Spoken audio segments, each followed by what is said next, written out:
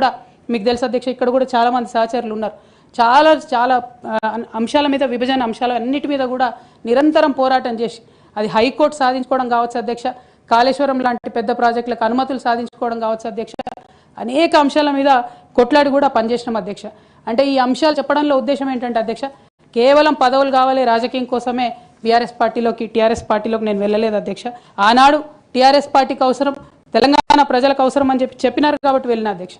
వెళ్ళిన తర్వాత కూడా నిజామాబాద్ పార్లమెంట్లో ఉన్నటువంటి వారందరికీ తెలుసు అధ్యక్ష, ఒక 20 సంవత్సరాలు పెండింగ్ ఉండే అధ్యక్ష నిజామాబాద్ పెద్దపల్లి రైల్వే లైన్. కానీ మొదటి 2-3 సంవత్సరాలలోనే వెంటబడి నేను అది పూర్తి చేసుకోగలిగిన అధ్యక్ష. అంటే ఇట్లా ఒక్కొక్కటి ఏ రోల్ ఇస్తే ఆ రోల్లో పనిచేసుకుంటూ వెళ్ళినాం అధ్యక్ష. ఏ రోల్ ఇస్తే ఆ రోల్లో డెడికేటెడ్గా తెలంగాణ ప్రజలకు పనికొచ్చేటట్టుగా చేసినాం అధ్యక్ష. సో 2014లో తెలంగాణ జూన్ 2న వస్తే సెప్టెంబర్లో బతుకమ్మ పండుగ వచ్చింది అధ్యక్ష. నేను అంతకుముందు తెలంగాణ జాగృతి నుంచి దాదాపుగా 8-9 సంవత్సరాల నుంచి కంటిన్యూస్గా బతుకమ్మ పేరుతోని ప్రతి సంవత్సరం కార్యక్రమాలు చేసేదాన్ని అధ్యక్ష. 2014లో వచ్చినటువంటి బతుకమ్మ, తెలంగాణ రాష్ట్రం ఏర్పడ్డ తర్వాత వచ్చినటువంటి మొదటి బతుకమ్మ నుండే నా మీద రిస్ట్రిక్షన్స్ ప్రారంభమైనాయి అధ్యక్ష. పొలిటికల్ పార్టీలో ఒక వ్యక్తిని స్వేచ్ఛను ఎట్లా హరిస్తారని చెప్పడానికే ఎగ్జాంపుల్ చెప్తా ఉన్నాను అధ్యక్ష. అధ్యక్ష, ఇక్కడ పర్సనల్ ఇష్యూస్ మాట్లాడకుండా నేను రూల్ పొజిషనే కోట్ చేసి మాట్లాడతాను అధ్యక్ష. అధ్యక్ష, section 29A of representation of people's act ఉంటుంది అధ్యక్ష. It is a statutory obligation for political parties to follow democratic norms.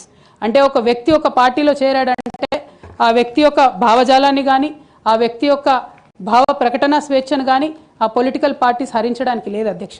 నేను గత 8 సంవత్సరాలుగా ఇండిపెండెంట్గా ఒక వ్యక్తిగా సంస్థను నడుపుతూ చేస్తున్నటువంటి ప్రయత్నాలని అడ్డుకట్ట వేయడానికి మొదటి రోజు నుంచే ప్రయత్నం జరిగింది అధ్యక్ష.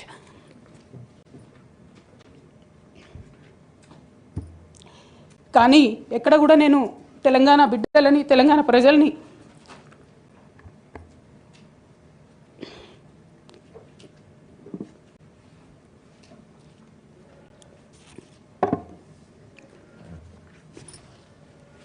వాళ్ళను డిసప్పాయింట్ చేయదు కాబట్టి నవ్వుతూ పనిచేస్తూ వెళ్ళిపోయిన అధ్యక్ష. ఇప్పుడు నా దగ్గరికి ఎప్పుడు పెద్దవాళ్ళు, పైరవికారులు, కాంట్రాక్టర్లు ఎవరు రాలేదు అధ్యక్ష. నేను ఎప్పుడు కూడా పేద ప్రజల మధ్యలోనే ఉండి పనిచేస్తున్నాను అధ్యక్ష.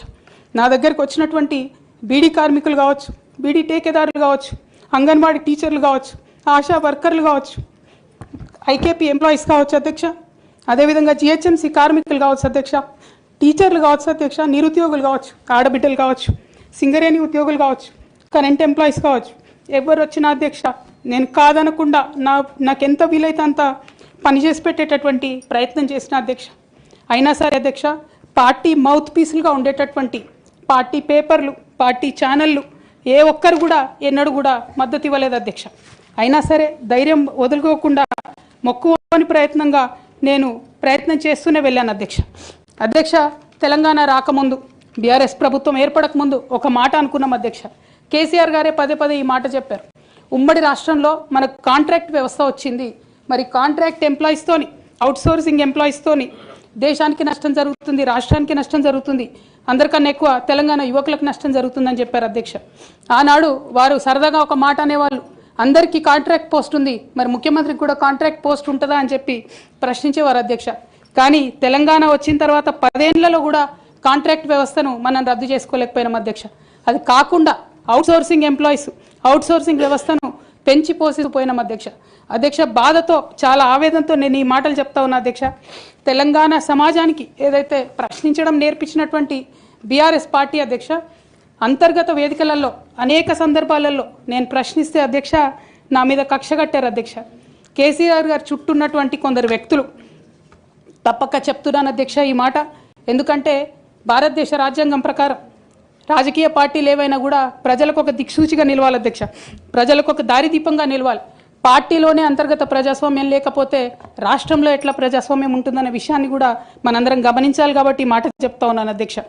మరి కక్షగట్టి నన్ను ప్రశ్నించినందుకు పార్టీ నుండి బయటకు పంపించారని చెప్పక తప్పదు అధ్యక్ష. మొదటి సంవత్సరం నుంచే రాష్ట్ర స్థాయి నిర్ణయాలలో ఎక్కడ కూడా నా పాత్ర లేకుండా కట్టుబడి చేసినారు అధ్యక్ష. ఇవాళ ఆనాడు బాధపడ్డా, ఇవాళ నేను సంతోషపడతా ఉన్నా అధ్యక్ష. ఎందుకంటే అధ్యక్ష, ధర్నా చౌక్ రద్దు చేయడం అనేటటువంటిది ప్రజాస్వామిక హక్కుల్ని కాలరాయడంలో మొదటి మెత్త అధ్యక్ష. ఆనాడు ఇంటర్నల్గా ఎంత ప్రొటెస్ట్ చేసినా కూడా రాష్ట్రం వచ్చింది, ఇప్పుడు ధర్నాలు ఎందుకు, దరఖాస్తులు లేవు, ధర్నాలు లేవు, అన్ని పనులు చేసి పెడతామని చెప్పుకుంటూ వెళ్ళడం జరిగింది అధ్యక్ష. అట్లానే రైతులకు జరిగినటువంటి అక్రమ అరెస్టులు అధ్యక్ష, ఇవాళ ఒక్కొక్క దగ్గర నుంచి రైతులు మాట్లాడుతూ ఉంటే బాధ తట్టుకోలేకపోతున్నాం అధ్యక్ష. అదేవిధంగా పార్టీలో జరుగుతున్నటువంటి అవినీతి అధ్యక్ష, ప్రభుత్వంలో జరుగుతున్నటువంటి అవినీతిని ఎప్పటికప్పుడు నేను వారి దృష్టికి తీసుకెళ్లడం జరిగింది అధ్యక్ష. అమరజ్యోతి నుంచి మొదలు పెట్టుకుంటే అధ్యక్ష, అంబేద్కర్ విగ్రహం దగ్గర నుంచి మొదలు పెట్టుకుంటే అధ్యక్ష, సెక్రటేరియట్ నుంచి మొదలు పెట్టుకుంటే అధ్యక్ష, కలెక్టరేట్లలో కూడా తీరని అవినీతి జరిగిన మాట ముమ్మాటికి వాస్తవం అధ్యక్ష. దీనికి పెద్ద ఉదాహరణలు సిద్దిపేట సిరిసిల్లలో కట్టినటువంటి కలెక్టరేట్లు 2 వచ్చినటువంటి మొదటి వర్షానికే 2 కూడా మునిగిపోయినాయి అధ్యక్ష. ఆ విజువల్స్ అందరం కూడా మనం చూడడం జరిగింది. ఇక సిద్దిపేటలో సిరిసిల్లలో కట్టిన కలెక్టరేట్లకే దిక్కు లేకపోతే మొత్తం రాష్ట్రంలో కట్టినటువంటి అన్ని బిల్డింగ్లు ఎట్లుంటాయన్న విషయాన్ని కూడా ఒకసారి తెలంగాణ ప్రజలు ఆలోచించుకోవాలి అధ్యక్ష. ఒక పక్క నిజం మాట్లాడే వాళ్ళను, సూటిగా మాట్లాడే వాళ్ళను, ఉన్నది ఉన్నట్టు చెప్పే వాళ్ళను రిస్ట్రిక్ట్ చేయడమే కాకుండా అధ్యక్ష, ఉద్యమకారుల విషయంలో తీరని నిర్లక్ష్యం గురైంది అధ్యక్ష. అనేక సందర్భాల్లో నేను పార్టీ నాయకులని, పెద్ద నాయకులను కూడా అనేక సందర్భాల్లో అడిగిన అధ్యక్ష. వేరే విధంగా సహకరించకపోతే, వేరే విధంగా వాళ్ళకి హెల్ప్ చేయలేకపోతే కనీసం సీఎం రిలీఫ్ ఫండ్ కింద మనిషికి 10 లక్షలు ఇద్దాం, ఎక్కడోళ్ళు అక్కడ సెటిల్ అయిపోతారు అధ్యక్ష అని కూడా అడిగినాం అధ్యక్ష. అది కూడా చేయలేదు. 43 లక్షల మందికి పెన్షన్లు ఇస్తున్నామని గర్వంగా మనం చెప్పుకుంటున్నాం. ఉద్యమకారులు కాన్స్టిట్యున్సీకి 1000 మంది కూడా ఉండరు. ఆ 1000 మందిని పట్టుకుంటే ఇంకో 1,00,000 మందికి ఎక్కువైతుంది. వాళ్ళకు పెన్షన్ ఇస్తే లాగుంటుంది, గౌరవంగా ఉంటుందని అనేక సందర్భాల్లో చెప్పినాం అధ్యక్ష. అది కూడా 69లో పనిచేసినటువంటి ఉద్యమకారులు వాళ్ళ స్ఫూర్తిని తీసుకొనే మనం ముందుకెళ్ళినామని చెప్పి మనం చెప్పుకున్నాం అధ్యక్ష. కానీ వారిని కూడా ఎన్నడూ కూడా గుర్తించలేకపోయినాం అధ్యక్ష. అదేవిధంగా విద్య విషయంలో అధ్యక్ష, మన మెయిన్ ట్యాగ్ లైన్ నీళ్లు, నిధులు, నియామకాలు అనేటటువంటి మన మెయిన్ ట్యాగ్ లైన్ ఏదైతే ఉంటుందో అధ్యక్ష, అన్నిటినీ కూడా గండు కొట్టుకుంటూ పోయినాం అధ్యక్ష. విద్య విషయంలో, నియామకాల విషయంలో, అన్ని విషయాల్లో అదే జరిగింది అధ్యక్ష. అదేవిధంగా కొందరు ప్రజాప్రతినిధులు చేస్తున్నటువంటి దురాగతాలని కూడా ఎప్పటికప్పుడు నేను అధిష్టానానికి చేరవేసిన అధ్యక్ష.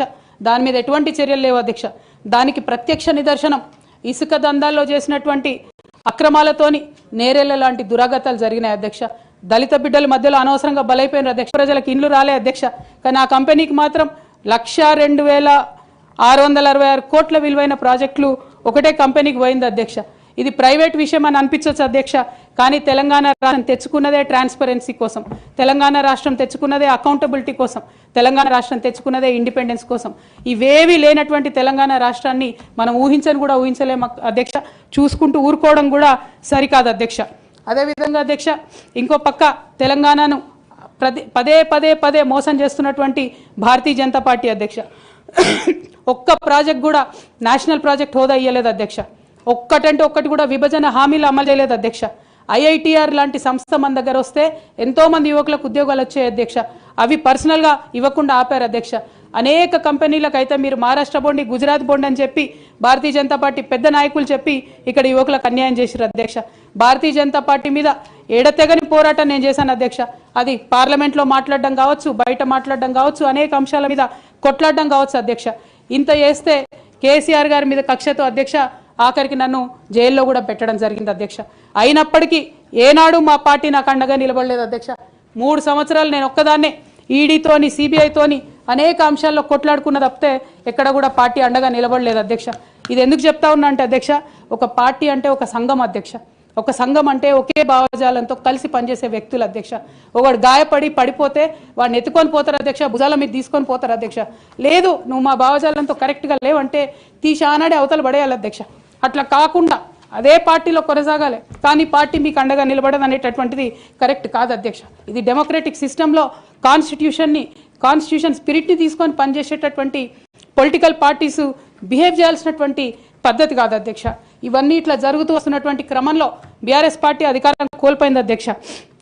అధికారం కోల్పోయిన తర్వాత కాంగ్రెస్ పార్టీ వచ్చి ఒక ఎంక్వైరీ చేసింది అధ్యక్ష, ఘోష్ కమిటీ అని.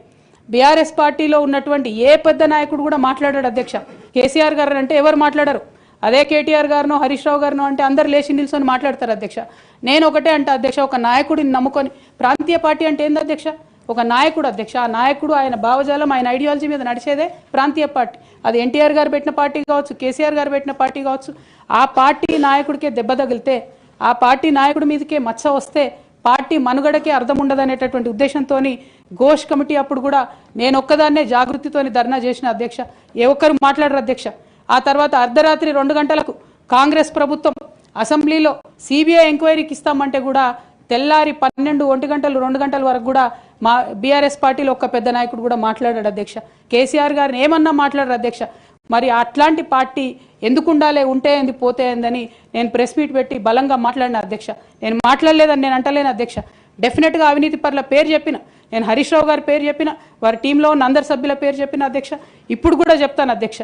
కానీ అధ్యక్ష చెప్పిన తర్వాత తెల్లారి 2 గంటల లోపల నన్ను సస్పెండ్ చేసిండ్రు అధ్యక్ష. నేను ఒకటే కోరుతా ఉన్నా అధ్యక్ష. ఇందాక నేనైతే representation of people's act quote చేసినాను అధ్యక్ష. అందులో సెక్షన్ 19.1C అని కూడా ఉంటుంది అధ్యక్ష. ఇది రైట్ టు అసోసియేషన్లో అధ్యక్ష ఆర్టికల్ 19.1C. అంటే ఒక అసోసియేషన్లో మనం మెంబర్ అయినంత మాత్రాన ఖచ్చితంగా ఆ party membership does not place an individual outside the constitution అధ్యక్ష. Especially when it concerns the allegation of corruption, maladministration and breach of public trust lies at the core of protected political speech అధ్యక్ష. Political speech has to be protected by Constitution of India అధ్యక్ష. అదే విధంగా అధ్యక్ష disciplinary action committee అన్నారు అధ్యక్ష. అధ్యక్ష అసలు BRS party constitution అధ్యక్ష ఒక నేషనల్ లెవెల్లో పనిచేయాలనుకునే పార్టీది 8 పేజీల కాన్స్టిట్యూషన్ అధ్యక్ష. అధ్యక్ష నిజంగా ఇవాళ నేను ధైర్యంగా చెప్తా ఉన్నా, ఆ constitution of BRS party is a joke అధ్యక్ష. ఏమి ఉండదు అందులో. అసలు పోయిన కమిటీ ఎప్పుడు వేసిర్రంటే ఎవరికి కూడా గుర్తుండదు అధ్యక్ష. నన్ను సస్పెండ్ చేసే ముందు డిసిప్లినరీ యాక్షన్ కమిటీ అని సడన్గా రాత్రికి రాత్రి పుట్టుకొచ్చింది అధ్యక్ష. పుట్టుకొచ్చి నన్ను సస్పెండ్ చేశారు అధ్యక్ష. కనీసం నన్ను పిలవాలా, కనీసం షోకాజ్ నోటీస్ ఇవ్వాలా, పోనీ ఇవ్వలేదు. ఎమర్జెన్సీ పవర్స్ వాడి అధ్యక్షుల వారే సస్పెండ్ చేశారు అనుకుంటే తర్వాత కనీసం ఫైనాలిటీ ఆఫ్ ద ఆర్డర్ కోసం అధ్యక్ష అపిలేట్ రూట్ తీసుకుంటే కనీసం తర్వాత ఎక్స్ప్లెనేషన్ అడగాలి అధ్యక్ష. ఎటువంటి పద్ధతి లేదు అధ్యక్ష. ఒక పార్టీ నడిపే పద్ధతి డెఫినెట్గా ఇది కాదు అధ్యక్ష. అవసరం అనుకుంటే నేను లీగల్గా ఛాలెంజ్ చేయొచ్చు, కానీ నేను ఛాలెంజ్ చేయను అధ్యక్ష. ఎందుకంటే ఎటువంటి పద్ధతి లేనటువంటి బీఆర్ఎస్ పార్టీ నుండి, ఎటువంటి నైతికత లేనటువంటి బీఆర్ఎస్ పార్టీ నుండి దూరం అవుతున్నందుకు ఇవాళ నేను చాలా సంతోషిస్తున్నా అధ్యక్ష. నా కుటుంబం, నా పార్టీ, నా రక్తం, నా చెమట, నేను 20 సంవత్సరాలు తెలంగాణ ఉద్యమం కోసం నేను పడ్డటువంటి శ్రమ, నేను చేసినటువంటి కష్టం గుర్తించకుండా ఒక చిన్న ఉరి తీసేవాడిని కూడా అడుగుతారు అధ్యక్ష. ఈ దేశంలో అంత మంచి దేశం మనది, అయినా కూడా సస్పెండ్ చేశారంటే చాలా సంతోషిస్తున్నా అధ్యక్ష. ఇవాళ నేను వేరే ఏం లేదు. అయితే కాంగ్రెస్ పార్టీ అధ్యక్ష నా సస్పెన్షన్ని పొలిటికల్గా వాడుకోవాలని ఈ బీఆర్ఎస్ పార్టీలో వచ్చినటువంటి చీలికలను చాలా పెద్ద ఎత్తున వాళ్ళు ప్రమోట్ చేస్తూ ఉన్నారు అధ్యక్ష. ప్రత్యేకించి వారు నాపై చేస్తున్న ఆరోపణ అధ్యక్ష ఇది ఆస్తుల పంచాయతీ, ఆత్మగౌరవం పంచాయతీ కాదని చెప్తా ఉన్నారు అధ్యక్ష. నేను ఇవాళ మీ ద్వారా తెలంగాణ ప్రజలకు చెప్పదలుచుకున్న అధ్యక్ష. అధ్యక్ష నాకు దైవభీతి ఎక్కువ అధ్యక్ష, దైవ భక్తురాలు నేను. లక్ష్మీ నరసింహస్వామి మా ఇంటి దేవుడు అధ్యక్ష. ఆ లక్ష్మీ నరసింహస్వామి మీద ప్రమాణం చేసి చెప్తా ఉన్నా అధ్యక్ష. ఒక మహిళగా నాకు 2 కొడుకులు ఉన్నారు అధ్యక్ష. వాళ్ళిద్దరి మీద ప్రమాణం చేసి చెప్తా ఉన్నాను, నాది ఆస్తుల పంచాయతీ కాదు అధ్యక్ష, నాది ఆత్మగౌరవం పంచాయతీ. నేను ఏ విషయమైనా, ఉద్యమకారుల విషయమైనా, బీసీల విషయమైనా, మహిళల విషయమైనా ఏదైనా నిలదీసి అడిగినా అధ్యక్ష, రేపు కూడా అడుగుతా అధ్యక్ష. అందులో ఎట్టి పరిస్థితులలో కాంప్రమైజ్ అయ్యే విషయమే లేదు అధ్యక్ష. ఈ సందర్భంగా తమరు కూడా నేను ఒక మాట చెప్తా ఉన్నా అధ్యక్ష. మన రాష్ట్రంలో 17 లోక్సభ స్థానాలు ఉంటాయి అధ్యక్ష, ఒకటే ఒక ఉమెన్ ఎంపీ అధ్యక్ష. 119 అసెంబ్లీ సీట్లు ఉంటాయి అధ్యక్ష. అన్ని పార్టీలు కలిపి 8 మంది ఉన్నారు అధ్యక్ష మహిళలు. 40 మంది ఉన్న ఈ శాసన మండలిలో 3 ఉన్నాం అధ్యక్ష లేడీస్. మేము ఇక నేను పోతే 2 మిగులుతారు అధ్యక్ష. కానీ ఎంత అన్యాయం అంటే అధ్యక్ష, ఎంత చిన్న చూపు అంటే మహిళలు అంటే పొలిటికల్ పార్టీస్కైనా ఆఖరికి కౌన్సిల్ కూడా అధ్యక్ష. నేను నిన్న మొన్న ఫామ్స్ సైన్ చేస్తున్నా అధ్యక్ష. ఎక్కడా కూడా సభ్యురాలని లేదు అధ్యక్ష. ప్రతి చోట కూడా సభ్యుడనే ఉన్నది. తమరన్న దయచేసి మార్చాలి అధ్యక్ష. ఈ మొత్తం 4 కోట్ల మంది ప్రజల్లో అధ్యక్ష మహిళల యొక్క పర్సెంటేజ్ అధ్యక్ష మన రాష్ట్రంలో ఇంత అధ్యక్ష 0.00003% అధ్యక్ష. ఇది మాకుండే రాజకీయమైనటువంటి రిప్రజెంటేషన్ అధ్యక్ష. రాజకీయంగా ప్రజల మధ్యలో కానీ పార్టీల మధ్యలో కానీ మాకున్నటువంటి రిప్రజెంటేషన్తో మేము ఆడవాళ్ళ కష్టాలు ఎవరికి చెప్పాలి అధ్యక్ష. ఒకనాడు కేసీఆర్ గారు అన్నారు అధ్యక్ష, ఈ దేశ రాజ్యాంగాన్ని మార్చాలి, మహిళలకు సమాన హక్కులు కావాలని. నేను అడుగుతా ఉన్నా అధ్యక్ష, పార్టీలు రాజ్యాంగాలు మార్చుకోవాలి అధ్యక్ష. ఇవ్వండి మహిళలకు సీటు. మీరు ఎంకరేజ్ చేయకపోతే ఎవరు ఇస్తారు అధ్యక్ష? ఎందుకోసం ఇస్తారు? మనం రాణి రుద్రమదేవి గురించి ఇలా మాట్లాడుకుంటున్నామంటే డెఫినెట్గా ఆమె స్వతంత్ర సంగ్రామంలో ఉన్నప్పుడు అధ్యక్ష మొదలు కాంగ్రెస్ పార్టీలోనే ఉండే అధ్యక్ష. భగత్ సింగ్ కానీ, సుభాష్ చంద్రబోస్ కానీ ఇట్లాంటి వాళ్ళందరూ. కానీ తర్వాత వాళ్ళ ఫిలాసఫీ వెతుక్కొని వాళ్ళ దారి వాళ్ళు వెతుక్కొని పోయినారు అధ్యక్ష. పార్టీలు వేరైనంత మాత్రాన, దారులు వేరైనంత మాత్రాన అధ్యక్ష లక్ష్యం ఒకటే కాదని కాదు అధ్యక్ష. నా లక్ష్యం ఎప్పటికైనా ఒకటే అధ్యక్ష, తెలంగాణ బాగుండాలి, తెలంగాణ ప్రజలు బాగుండాలి, వాళ్ళ కోసం పనిచేయాలి అధ్యక్ష. దానికోసం నేను ఖచ్చితంగా పనిచేస్తూనే ఉంటాను అధ్యక్ష. అదేవిధంగా అధ్యక్ష